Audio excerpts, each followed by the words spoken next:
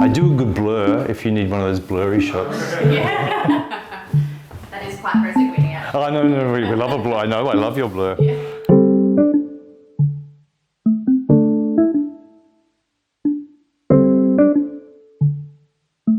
My family was not artistic. I didn't get the decorator gene, but I do recall being a kid and going to the local shopping centre and being fascinated by the homewares store.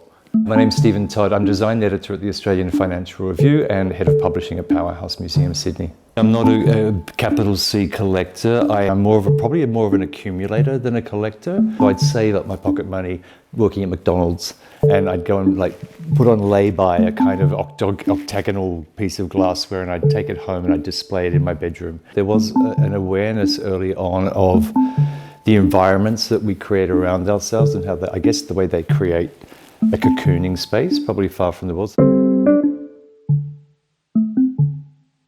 And I remember maybe 10 years or so ago, I moved back to Australia after 20 years living in France, in Paris. It was a beautiful spring morning, and I looked across my living room and it was painted a deep shade of blue, and there was some the casino chairs were there and things like that.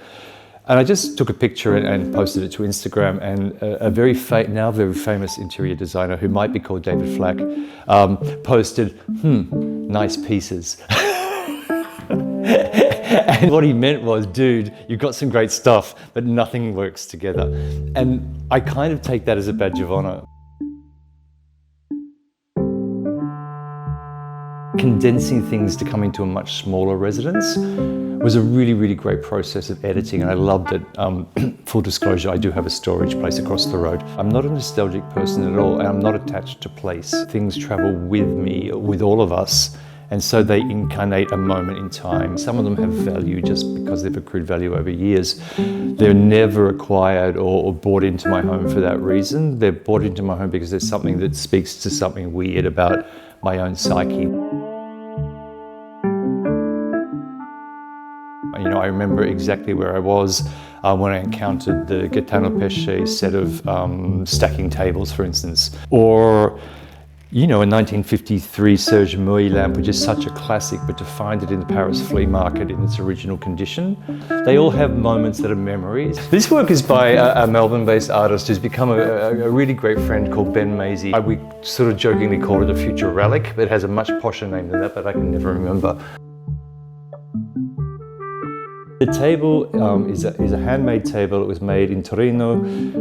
It's in rosewood, and which is a precious material. It could be from the 1890s, it could be from the 1930s, it could be the 1980s. And it's where I spend so much of my time. And it's the place where most of my thinking happens.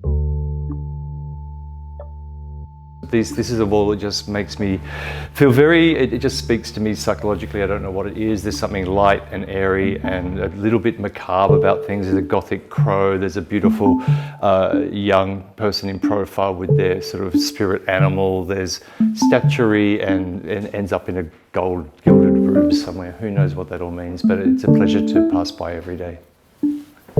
It's a lamp that anybody who buys a design magazine knows. It's Achille Castiglione and his brother Pier Giacomo, and it was designed and manufactured in 1962, which is the year of my birth. It is something so simple about it, and of course it's just beautiful to be able to tilt the light and move it wherever you want. The thing that links all these things is the scale. They're all quite human in scale. When I look at them, there's something in them which is. There's an intimacy, there's a gentleness, there's kind of a slight melancholia to them. There's something in everything that evokes part of your story. Sydney Contemporary this year, I mean, what I'm looking forward to is finding the people that I find every year, because it's kind of like going to the Milan Furniture Fair. You find that your community is out and everyone's excited to see one another again. It's always great to see people coming in from overseas and really looking at generally Australian art or New Zealand art on show, some of the best in show. I think it brings an incredible energy, not just to Carriage Works and to Everleigh and that district, but it spills out to the hotels in town. It's spring, everyone's coming out of winter, there's that sort of moment, there's a cultural moment that's really important in Sydney.